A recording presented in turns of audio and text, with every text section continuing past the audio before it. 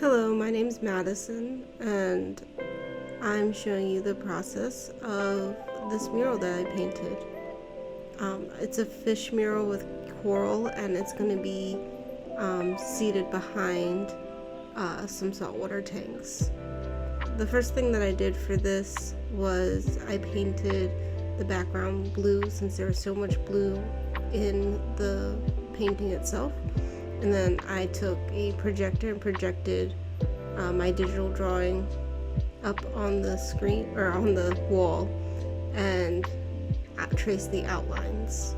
In hindsight, I would have done a black and white outline, because I think that would have been easier to see and easier to trace onto the wall than what I did, but next time.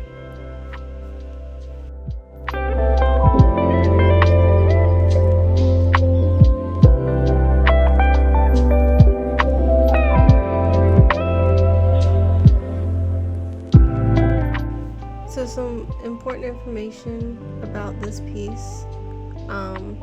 My materials, I used these brushes. They said they were ergonomic, so that would be better for my hands, and they were round to help get into certain details. I also had some flat brushes that I used as well, and I went to Home Depot and purchased the sample colors, which I think are about somewhere around $5-6 for each sample container. I did have issues with for some reason they told me that they only had so many containers of the sample colors there that first day that I went, so I had to start off with just a few colors. Really, this wasn't awful because it did help me to focus my energy on just painting the base layer for those specific colors instead of going all over the place, and it helped me to manage a lot. But I'm not sure, maybe I should have gone sooner to purchase all of the colors at once or whatever, but it worked out. It was fine. So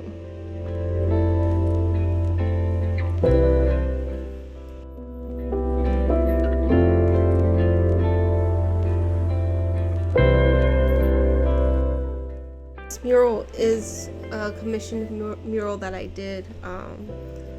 It was somebody that we knew was looking for a muralist. They had priced out a couple different people, and they told me and my husband that they were looking for this mural to be done, and for some reason I was like, I can do it if you would like. And so I gave my price of how much it would cost. I don't know what moved me to do that, because I am not a muralist typically. I think I painted walls solid colors, and I painted design on a wall once with a friend for her baby room, but typically I paint on canvas and I paint with oil paints. And so for some reason I decided that I could do this, and I don't know what gave me the audacity, but it worked out. So I did a little sketch, a little draft of what I would do based off of the reference images I was given, and also some of their favorite fish that they liked, such as there's a banana eel, there's a couple of different tangs, I think is what they're called. An emperor angelfish is another fish that was there, some clownfish. So it was a cool experience to have, and I would definitely do it again. I watch a lot of videos and tutorials of how to paint on walls to see how much different it would be from painting on a canvas or paper, and I don't feel like there's a huge difference personally.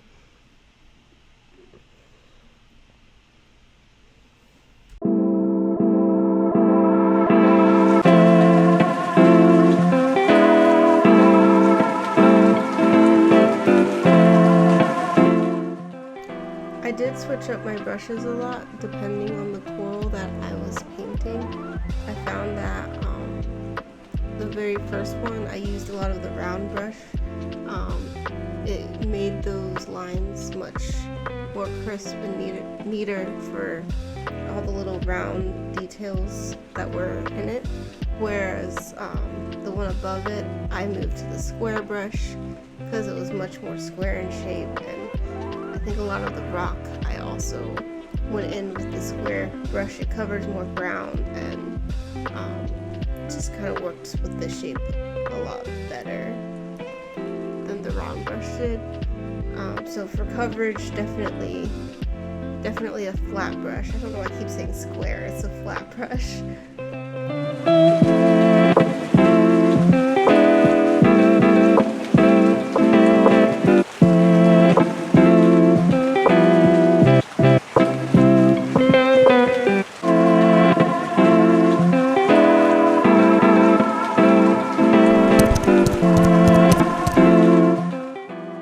So I learned a lot from day 3, and so on day 4, instead of carrying my iPad around, I printed out my reference. On day 4, it was kind of a lot because I kept thinking I was going to drop my iPad from the ladder, and because my iPad's kind of big, I use it to draw, so I wanted one that was a decent size. It's old, but it's got a lot of stuff, like really important stuff on there, and so it would be devastating if I dropped it. So I printed out my reference and I put some tape on it so I could tape it in the areas near me as I worked. So today I'm doing, the green areas, since I picked up some more green.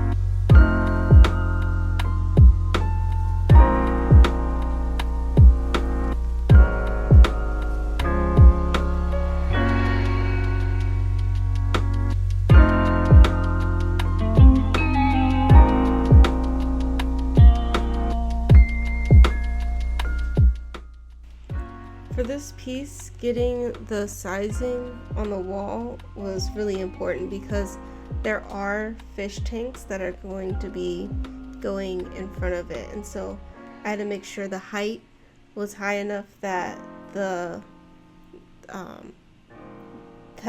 painting wouldn't be covered up by the fish tanks.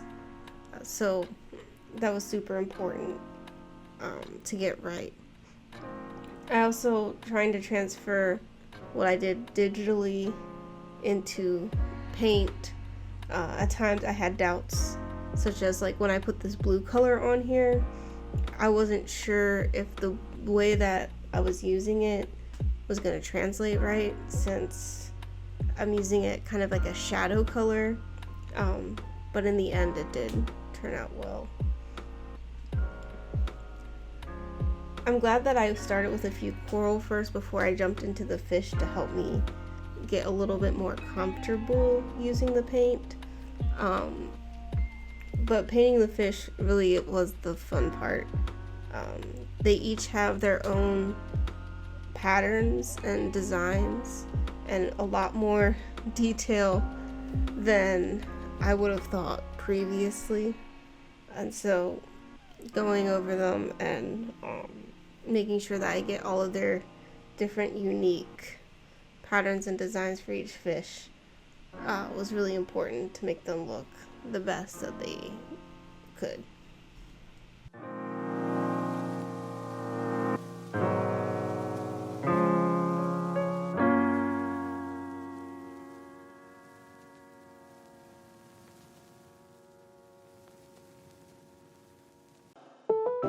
I got a little bit impatient with my colors and decided that I was just going to start mixing stuff. And so I mixed this brown with this yellow color to try to come up with this light brown that I apparently forgot to pick up the first day. And it actually ended up turning out exactly the color that I had in my reference.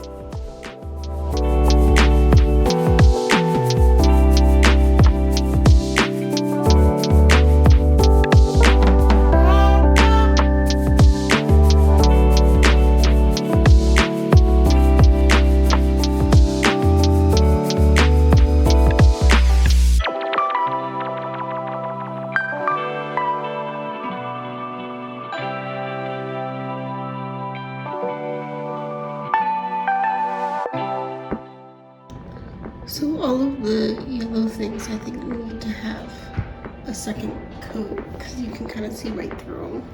That's the problem. So yeah.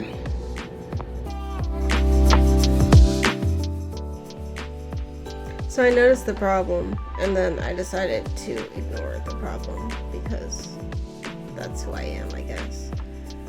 And instead I went on to paint this next coral, and this next coral was really annoying and kind of made me want to jump off the ladder, and I hyper focused on it and kept adding to it and kept trying to do more to make it look exactly like the way that I wanted it to look. But it's kind of got these like finger like looking shapes to it. It twists and turns, and I had to distinguish what was inside and what was outside, and it almost felt like maybe I was missing a color when I was kept looking at the reference and looking back. Like, it didn't make sense. Like, I had all the colors in front of me that I had planned out for it, but it felt like crazy. I did find later another color. It's like a deeper, darker, almost like a red that I added to it, and it really kind of brought it together, whatever you want to, yeah.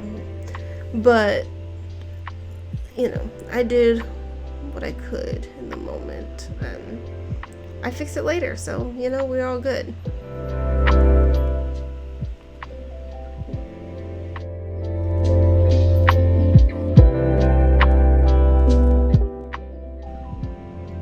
Painting clownfish would be more exciting, but you just got the base orange, and then I brought smaller brushes, smaller detailed brushes, because I knew I would need it for the black around the tail and the white inside.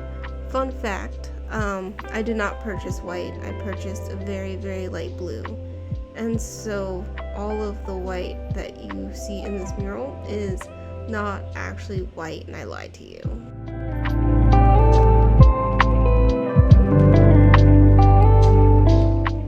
Then I moved on to the eel, and the eel I felt a lot of pressure for. One, I knew that the yellow was not going to show through very well. The blue was going to show through the yellow a lot, and so I would need second coverage, so it was going to look really bad for a while. Also, I know that this is the client's one of his favorite parts of the mural, and a part that he was super excited to see brought to life, so I felt bad having to leave it on his wall looking so ugly. And, you know, I cried about it, and yeah, I didn't actually cry about it. I don't know why I said that. I really should have written a script for this, but instead I decided to pull out a microphone and just start talking while watching over my edited video. Like, that was a good idea.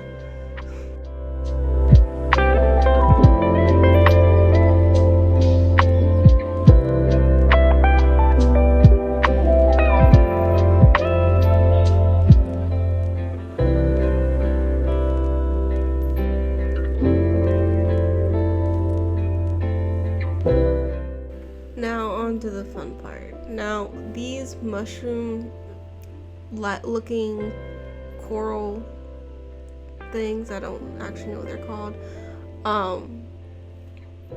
they were interesting. And so when I did them digitally, when I painted them digitally originally, they came together super nicely. I could see like the way that the colors worked together, like it kind of, the image popped out very well. But it's kind of a little bit hard to see exactly what you're doing when you're standing so close to an image in this way.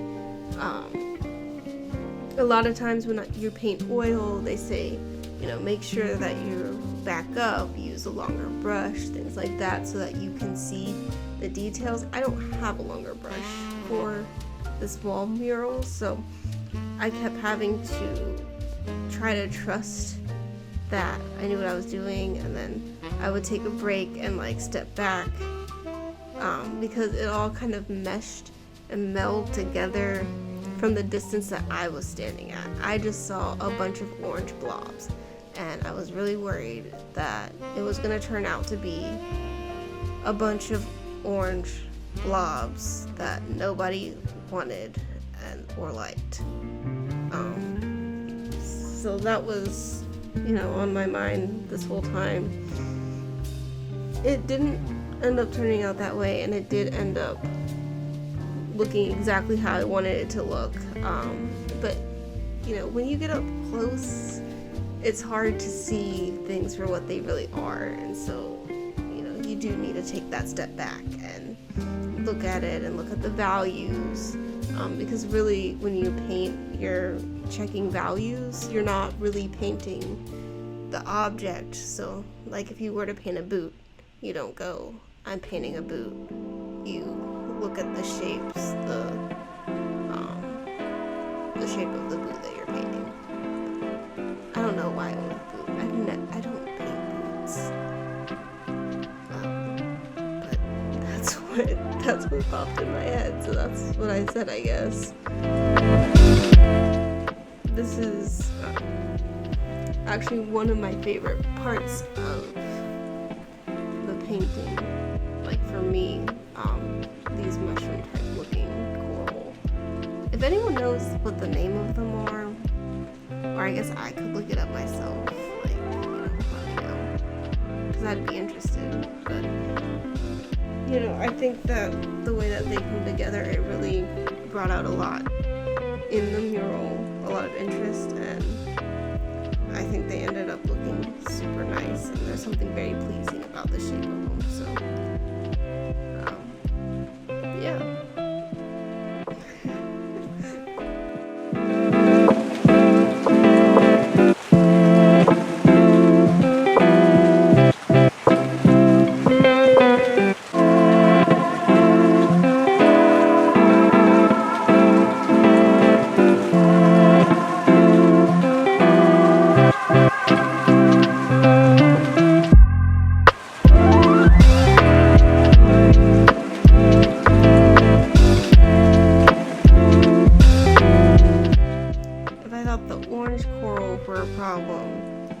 I didn't know what I was up for, because these fish were a problem, because the color blue that somebody decided to choose for them was very close to the watercolor blue, and so in my head I'm like, they're just gonna blend into the wall. Like, why do they look like this? Like, why am I doing this? But I mixed it with, really these fish are like 3 shades of blue. It's so funny to watch. The sensor lights that they have kept turning on and off because they couldn't see me moving, and so that's the light difference that you'll probably see. But with the 3 colors of blue, it did help these fish to stand out and be seen. But I was questioning my life choices and why I do anything the way that I do when painting these. I think these fish are called damsels. I think. Maybe I'm thinking of the wrong thing. I know there's a schooling fish called damsels, but I don't know if that's the ones I decided to paint or not. I don't remember. This is the emperor angelfish, and the emperor angelfish kind of looks like a thumbprint to me. Like it's got all the spirals on the inside, the pattern, which was cool to paint but annoying because when I did the outline, it was just a bunch of lines, and so I kept having to look back at the reference of like, is this line the blue line, or is this line the white line, or is this line the black line, or is this line, like, what is this line doing? Did I forget this line? Because sometimes, as I said before, like I should have really done a black and white outline drawing and projected that onto the wall instead of a colored one, and that would have made it so that I made sure to get each and every one of the lines, but I had the reference image, so like I could just fill in the blanks. Really, the outline, the trace that I do from the reference to the wall is to give me scale, I guess.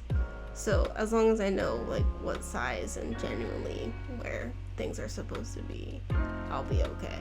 And so yeah, it was super annoying as well that when trying to get the outline done, because the room was too bright and I decided to go during daytime and there were windows, and so I had to try to cover up all of the windows so that I could see what I was doing. So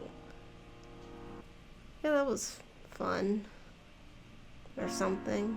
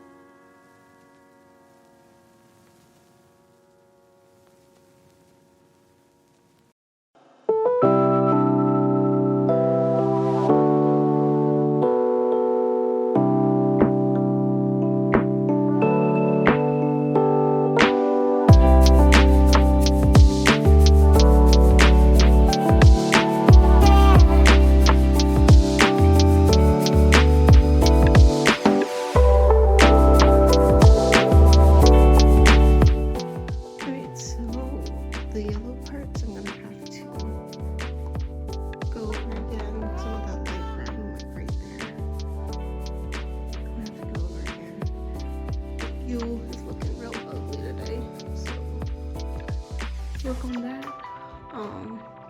But I think first I want to finish filling in the stuff that's not painted quite yet, and then I'll come back and do a second layer of the stuff that needs it. Sound good? Sounds good to me.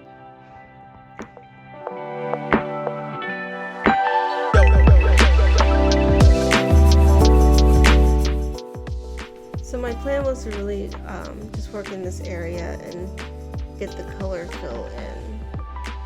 I don't like when there's like adding detail when there's still a bunch of blank space. So I tried to fill in that space. I still try to add in way too much detail in that space, but you know, it's whatever, it's fine. It was covered by the end of the day, and that's all that really mattered.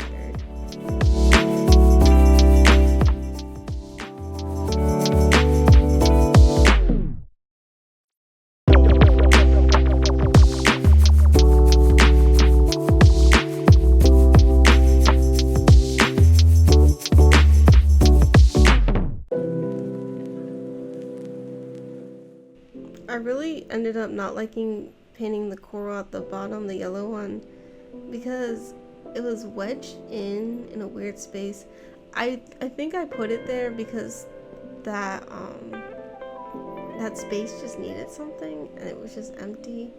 But you know, it also was looking really bad because you know the yellows were not doing very well, and so I really needed to get the yellows in so that they could dry so I could do a second layer.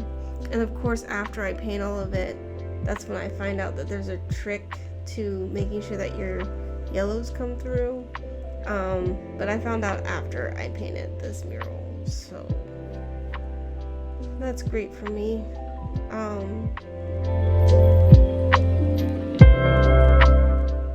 Yeah, and so I also don't think I brought my tripod that day, and so I had to try to get creative with the filming, so I hope you enjoy that.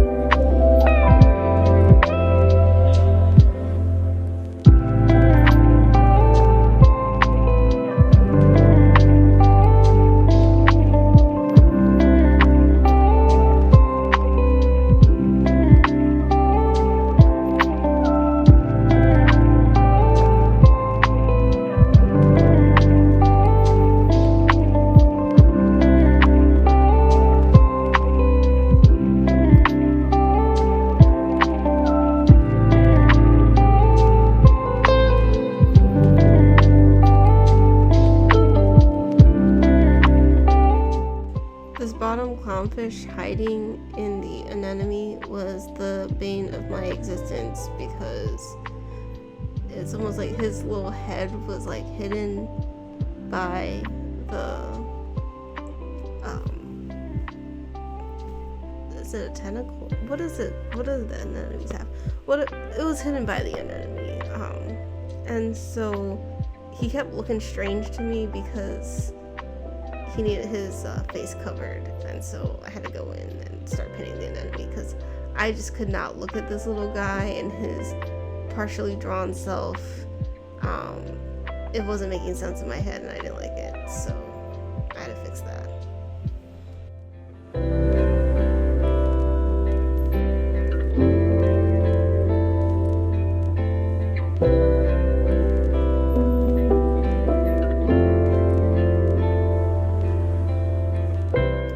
So on day 6 I did finish putting all the base layers in, and so day 7 was to focus on the details of everything. So I made sure to bring my small brushes and get to work, try to add in more colors,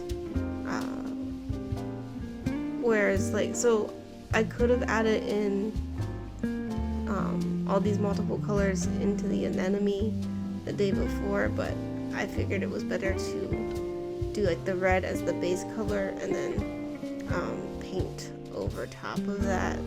That way there's no blank spaces and I had something to build upon, and it ended up working together a lot more. I also had to go in and wipe up some of my chalk lines because I did have a lot of chalk on the wall, and sometimes the paintings were within that chalk line, and so you'll see me taking my finger or cloth and just trying to smooth out some of that chalk.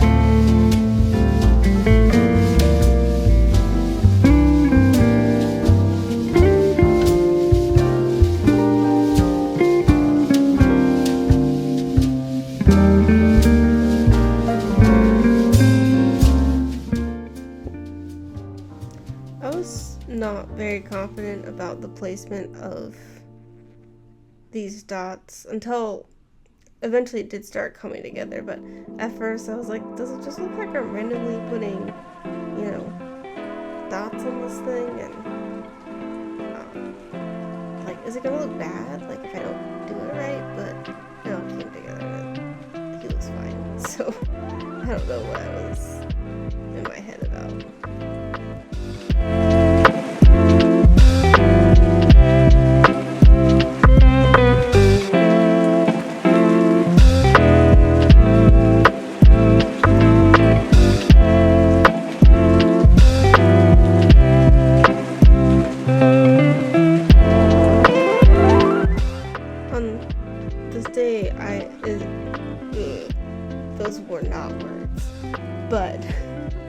I did go over all of my yellow coral and filled it in, and with the second layer, like, they all did fill in good. And then I went over the light brown parts of the rock and just added in some highlights, added in some details on the fish, made sure that they had their eyes and whatever black lines they needed for their coloration, or if some of them needed like yellow lines and different things like that. And so I really wanted to finish, my goal was to finish the piece on this day, and I did achieve that goal.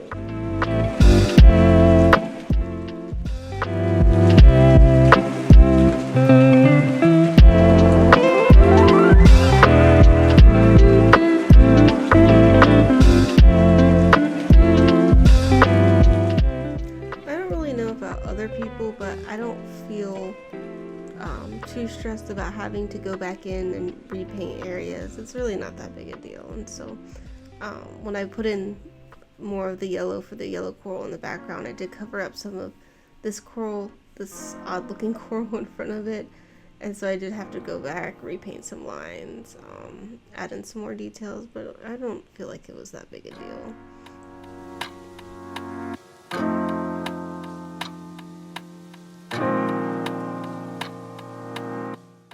Now, what was a big deal was when I went to go rip the paint off. It ripped some of my painting, and so then I had to go back in those corners and repaint all of that.